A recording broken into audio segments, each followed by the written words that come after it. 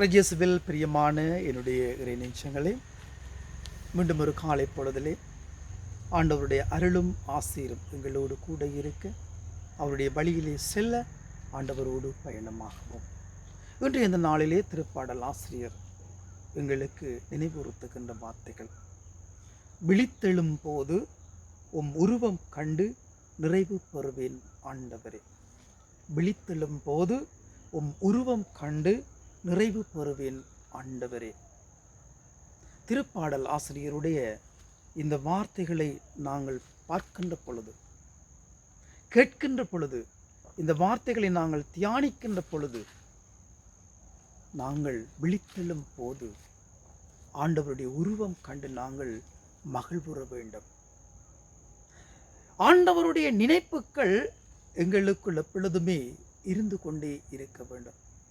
ஒரு காலை வேளையிலே நாங்கள் விழித்தெழுகின்ற பொழுது, ஆண்டவரே, இன்றைய இந்த நாள் உமக்கு உரிய நாள்.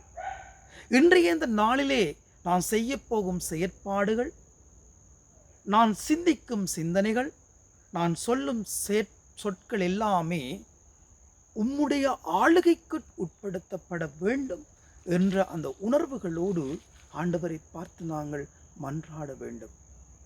ஏனென்று சொல்லி சொன்னால், கடவுள் எங்களை இயக்கிக் கொண்டிருக்கின்றார். தூய பவுலடிகளார் சொல்லுவார், அழகாக சொல்லுகின்றார், தூய ஆவியார் எங்களை இயக்கிக் கொண்டிருக்கின்றார். தூய ஆவியானுடைய ஆளுகைக்குள் நாங்கள் உட்படுத்தப்பட்டிருக்கின்றோம். நாங்கள் எல்லோரும் கடவுளுடைய மக்கள். கடவுளுடைய மக்கள் யார் என்று சொல்லுகின்ற பொழுது, தூய ஆவியால் இயக்கப்படுகிறவர்களே கடவுளுடைய மக்கள். ஆகவே நாங்கள் தூய ஆவியானவரினால் இயக்கப்பட்டு கொண்டிருக்கிறபடியினால் தான் நாங்கள் கடவுளின் மக்களாக அழைக்கப்படுகின்றோம். ஆகவே இறைவனுடைய உருவம் கண்டு, இறைவனை அனுபவித்து, இறைவனை உணர்ந்து, இறைவனோடு சல்லாபித்து, இறைவனுடைய அனுபவங்களை பெற்று நாங்கள் இறைவனோடு பயணமாக வேண்டும். இறைவனோடு பயணமாகி அவருடைய அருளையும் ஆசிரியையும் பெற்று உணர்வுள்ள கிறிஸ்தவனாக, அனுபவமுள்ள கிறிஸ்தவனாக, இறை அனுபவத்திலே நாங்கள் வாழும் கிறிஸ்தவனாக மாற்றம் பெற இன்றைய இந்த நாளுக்குள் நாங்கள் காலடி பதிப்போம். நாங்கள் எல்லோருமே விழித்தெழும் போது கடவுளுடைய உருவம் கண்டு மகிழ்ச்சி அடைய வேண்டும். அமைதியை உணர்ந்து மகிழ்ச்சி அடைய வேண்டும். மகிழ்ச்சியை உணர்ந்து மகிழ்ச்சி அடைய வேண்டும்.